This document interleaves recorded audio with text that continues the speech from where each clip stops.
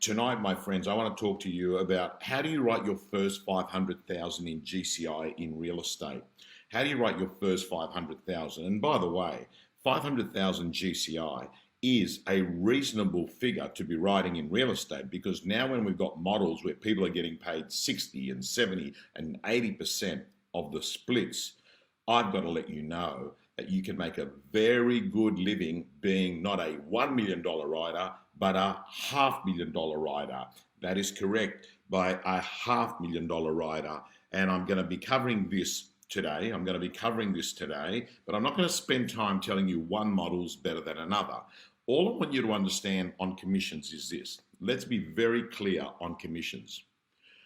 The bigger the split, the less support, training, mentoring, branding you get, and the more you pay for yourself, right? And then you've got this big question mark on culture, right? You've got to turn around and say, what is working in an environment that has you plugged in and has a personality of success worth as a percentage? Now, I know there are some people that like to fly solo. They're lone wolves. In fact, they quite happily just work from home. Hey, for someone like you might not need to be in an environment where you're only getting a 50 or 60% split, and that you've got to go into the office, and that you are part of a team that has got, a set process that people follow, right? That might not be you. And in that case, you can go off and look at models that pay a lot higher splits. Alternatively, you might be the sort of person that actually needs to have training, culture, leadership as part of your sales performance. And in that case, you might actually look at, hey, what else can I get out of this office versus being out as a, lone wolf. Anyway, I'm not going to spend too much time talking about it, but I am going to say to you, even if you're on a 50% split, 500 GCI is giving you an income of $250,000. So let's talk a little bit about some of the processes that I think are extremely important in you writing these numbers. And by the way, I was explaining to someone was asking me, I won't go into the detail, but I got asked by someone, you sure give out a lot of free content, whether it's on your social media, whether you're live streaming on a Sunday night rant. We know you've got a paid model, but you also give out a lot of free content. Why do you give out a lot of free content? And this question was asked to me by my daughter. She said, Daddy, why do you always give out all this stuff? Why do you always give out free stuff? And here was my response. You see, what happens in life is that, when there's a let's call it a game going on. When there's a game going on, when you're at school and there was a game going on, right? You would get invited to the game if you were liked. You would get invited to the game if you actually contributed to the game. You would actually be wanted. You'd be wanted to be in people's teams if you were valuable. So what actually happens is this. In the game of giving, where you give, people want you to go and play in that game because they see that you're going to give stuff, that you're not going to take away stuff. And they're going to like that because you're a contributor, you're a giver, you're not a taker. But the interesting thing about life is that there's not just one game going on, there's other games going on. And when these other games are going on, they're also looking for players. And what happens is that all of a sudden is that you're a popular player there because you're a giver. Then people reach out and say, hey, this guy's really good. I've seen him. He says stuff that can help you. And he often actually just doesn't ask for any money off it, right? So what actually happens is you get invited to that other game. But what happens is some of these other games, what happens is they pay you. They pay you at these games, right?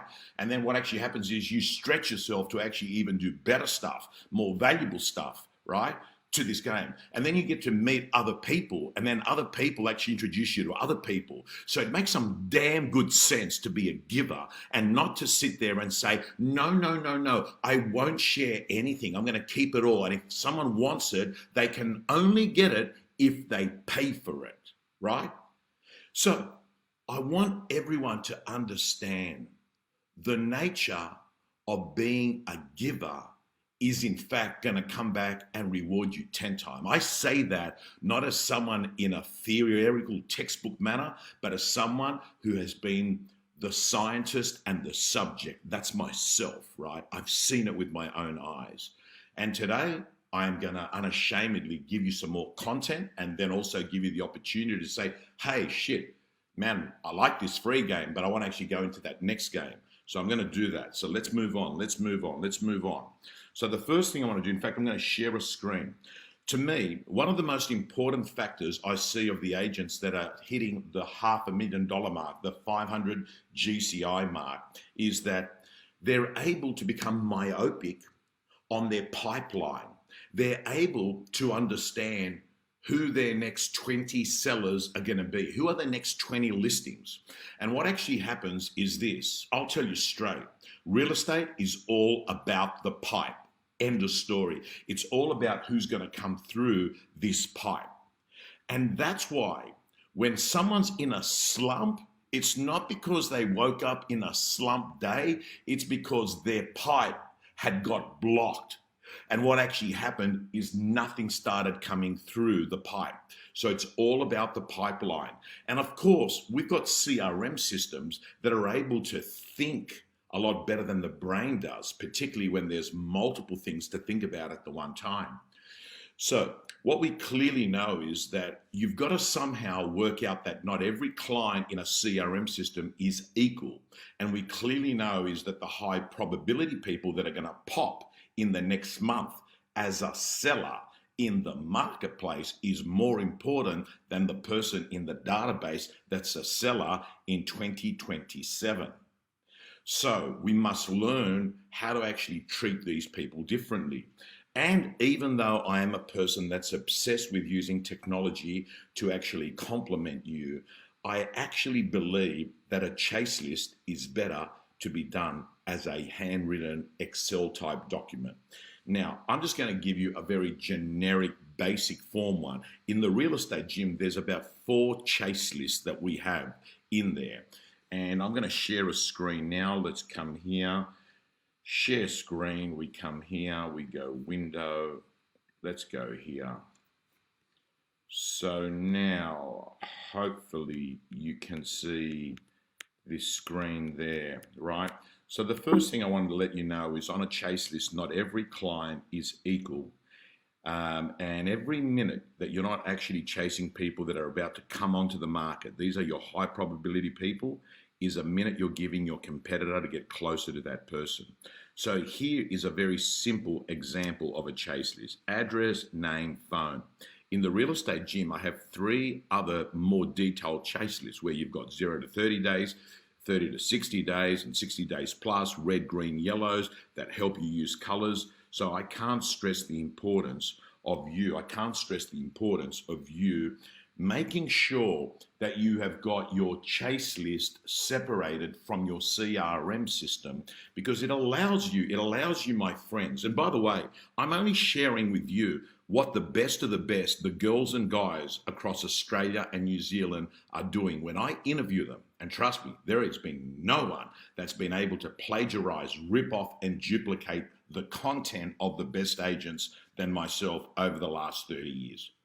And I can tell you, categorically, the best of the best have got chase lists that are either an Excel document, a Google document, or something that they're actually adding to. It's a live document, and it is there with them. It's there at their home when they're sitting on the sofa and they look at it. It's there in the cafe when they're having a coffee. It's there in their car when they're waiting to go to an appointment. It's there with them all the time. Why? Because we clearly know that the chase list is a high predictor of your success in listings.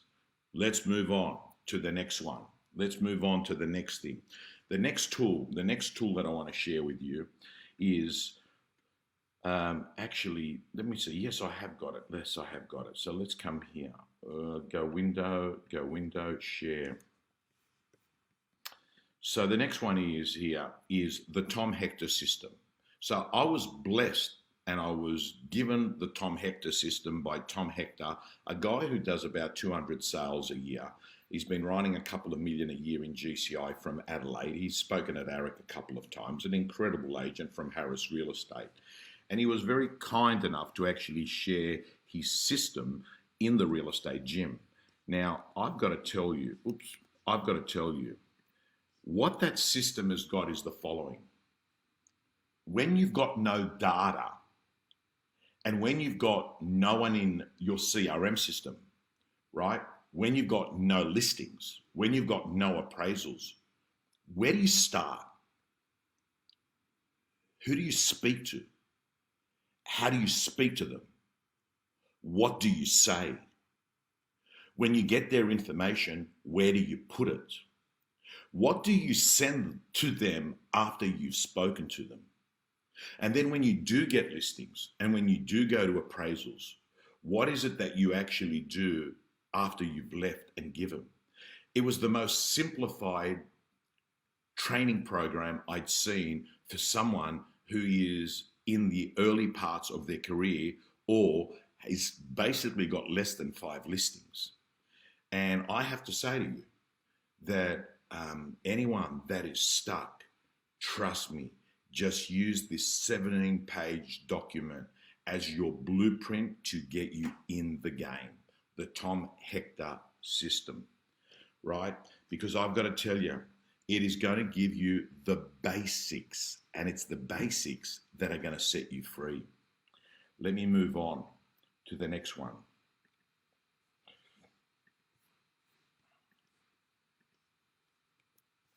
The next one is, what do you do when you go to a listing and you don't sign it up? What's the next step? Well, let me tell you, after reviewing a number of things, be it videos, letters, gifts that were sent, I'm telling you, this commitment letter and this activation plan are the best things that you can be doing, my friends. And I've got to say to you, the reason why it works is this. People need a clear plan once you've left. They're confused about everything. They've seen 2 or 3 agents and they're sitting there and they get paralysis by overanalysis. You need to be someone that dumbs it down for a vendor. You need to make it easy. You need to make it easy. And you need to give them a document that is short, sharp, fast, with no fluff, that explains what happens next. And I'm pleased to let you know that me, as the journalist to the real estate industry of success, I can tell you what I've seen is that this 2-page letter is what needs to go out. I'm going to move on to the next basic that you need to be doing when you want to hit that 500 GCI. And that, my friends, is this.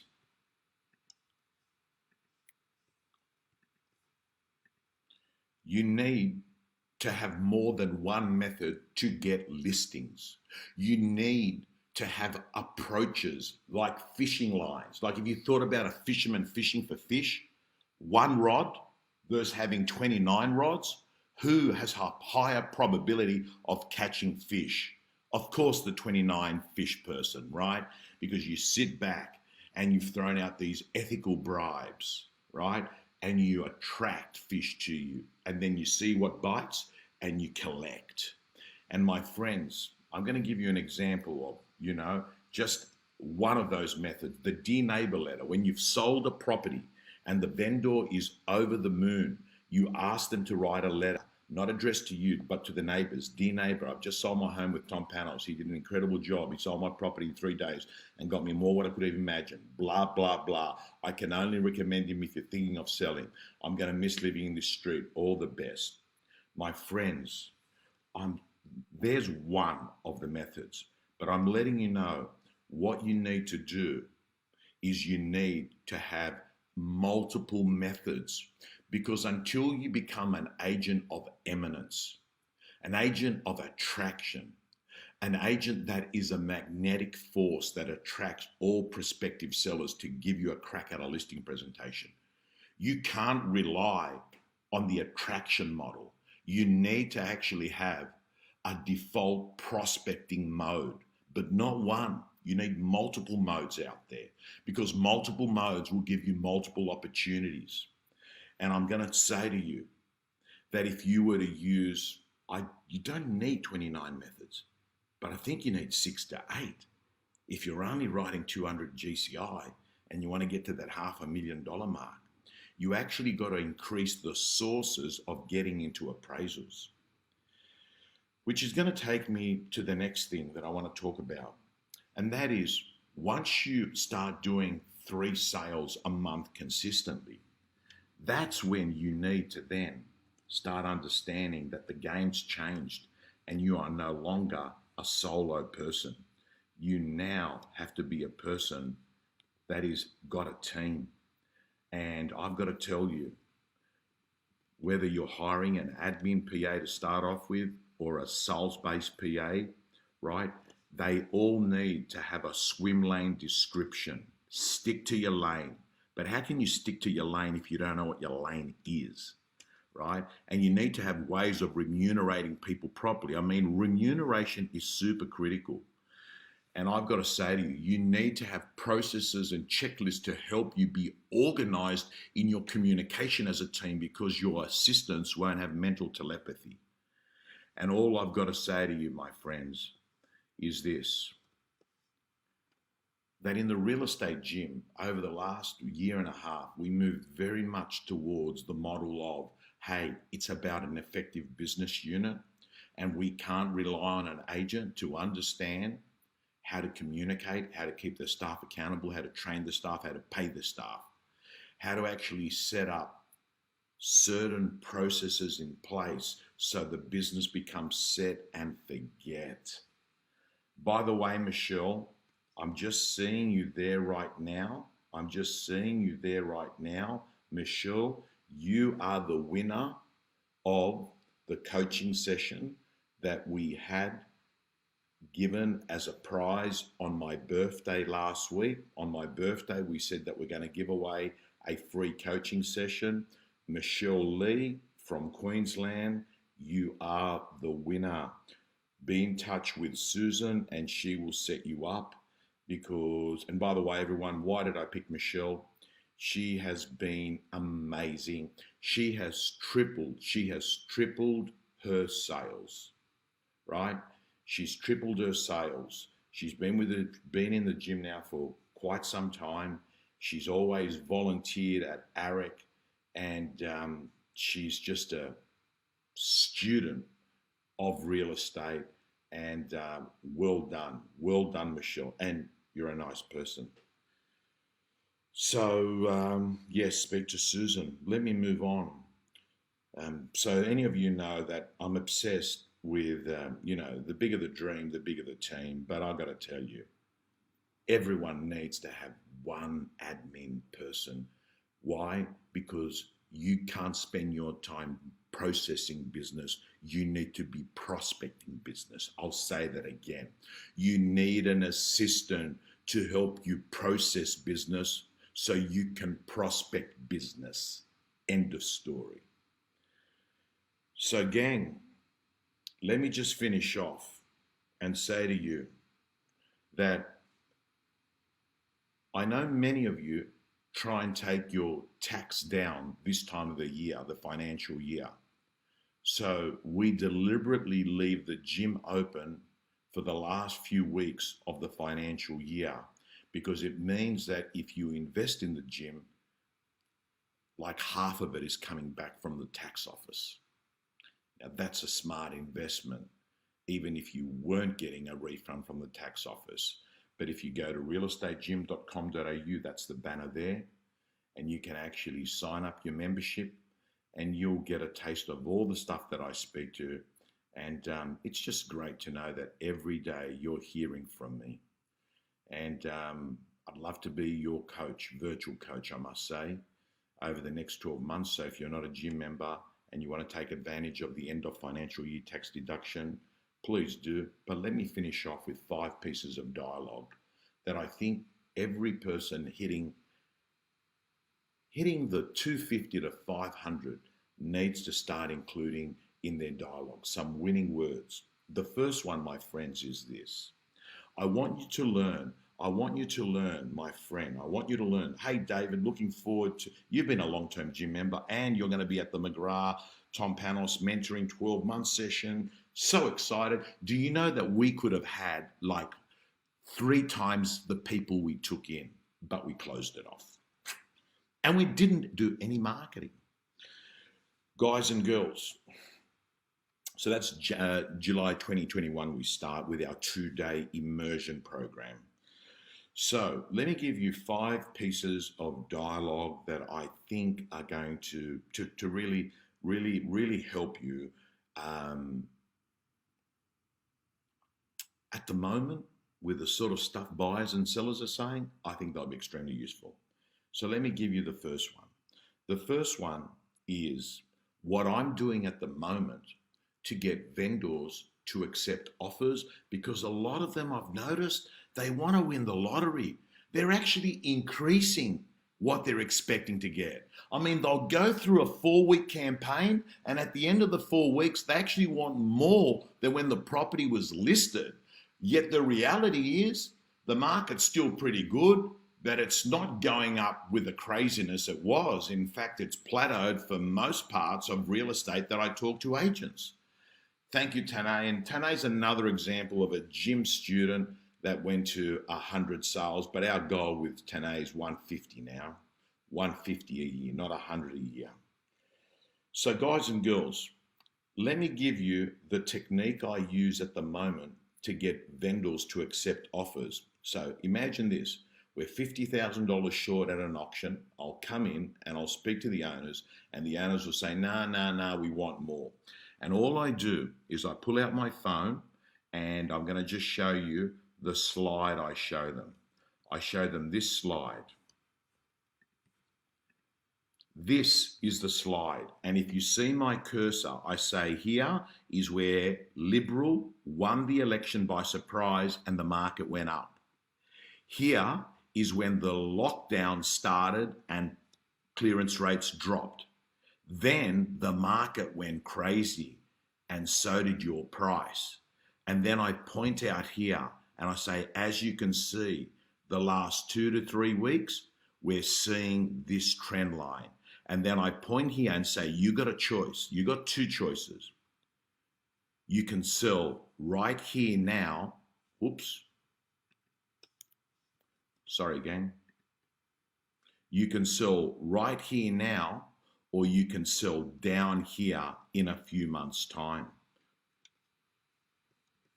So gang, So gang, I find this graph really helpful, right? So that's the first technique I use at the moment when a vendor is saying, oh no, but the market's still going good. I say, listen, you've got a view, the buyers have a view, let's look at the data. The second thing I want to let you know is a beautiful script that I use. A beautiful script that I use is called If I Will You. If I will you. If I. Do you remember when you were young, right? When you were young, do you remember when your mum used to say, you know, if I make you brownies, will you go clean up your room? If you eat your broccoli, I'll make sure you can have some ice cream. Right? It was if I. We're trained as young people in this if I. And I've got to say to you, you can use this so well in real estate. Let me give you an example. A buyer says, will they take 800? You don't say, oh, maybe. No, you say this. If I was going to go there tonight and try and get them to accept it, would you sign a contract to help me have power in my approach? If I were to go over and see them tonight, would you sign a contract to help me get it accepted? Or the vendor at a listing presentation that says, but the other agent said that they would do it at 1.5%. Your response is, if I were to do it at 1.5%, would you give me the okay today? You see, my friends, you don't want to be this sucker that gets caught out. That when a vendor says, the other agent said they would do it at 1.5%, and then you say, yeah, I would do it as well. And then they say, okay, well, we've got a lot to think about. Leave it with us. So don't forget it. If, will, use it all the time. The next thing I want to let you know is right now, you've got a lot of people that plan to come onto the market in September, October, November. The irony is they're better off being on the market in June, July, August. So a nice piece of dialogue for you to use to your prospective seller database is most vendors think that coming on the market in spring is going to get them more money. Mr. and Mrs. Vendor, in fact, spring is when all the homes come on the market. So what you want to do is you want to be a buyer in spring. How do you become a buyer in spring? By being a seller in winter. Mr. and Mrs. Vendor, how open-minded would you be if I had buyers right now that could pay you an amazing figure that we lock them in, and then you can set yourself up to be a buyer in spring? Very powerful. Even if you've got to say to them, hey, listen, you might not be ready to launch now, but let's list now, and I've got it in my top pocket if we've got a buyer, and we can launch later if it's not sold. But I want you to beat all the other vendors in the race to the market, because I want you to be sold when they're coming on the market and the market's softening. Guys and girls, that's the next one. And by the way, let me give you another thing that you should be doing right now, and that is buyers that were coming through opens 3 months ago, buyers that were making internet inquiries 3 months ago are often people that are about to come on the market now. They were making buyer inquiries then, but they're actually sellers now. Big tip, chase up all your old 3-month inquiry. It's the great window of opportunity, and ask them this question. Hey, you'd been in contact with us 3 months ago. How's the sale of your place going? Great question to ask, because a lot of them are going to say, it's not on the market yet. And you have got yourself in that position at that great opportunity of when they're about to come on. Guys and girls, remember that, the 3-month window opportunity. The next thing is, my friends, I want to share with you, the last thing is my favorite script that I use. I use it in my personal life. I use it with my staff. I use it with my family. I use it at work. I use it with buyers. I use it with vendors. Here it is. It's the most simple 3 words. Why is that? Why is that? Think about it. Let me give you a few scenarios. You see, do you understand when you say, why is that? They have to open up and let you into their world and understand really what they're saying. So they say to you, hey, we're not in a hurry to sell. Why is that?